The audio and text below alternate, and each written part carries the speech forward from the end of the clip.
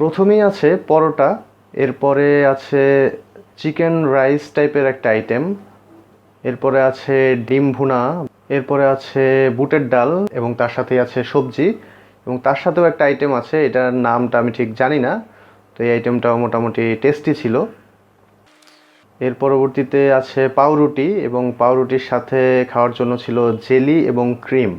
আর পাউরুটি টোস্ট করে নেওয়ার জন্য টোস্টার ছিল, এবং তার সাথে ছিল পায়েস এবং আপেল এবং সুজির হালুয়া, মাফিন কেক এবং আরেকটা টাইপের কেক, এবং তার সাথে ছিল জুস এবং চা এবং কফি ছিল এর সাথে। আর খাবারের মেনু প্রতিদিনই কিছু না কিছু চেঞ্জ হয়।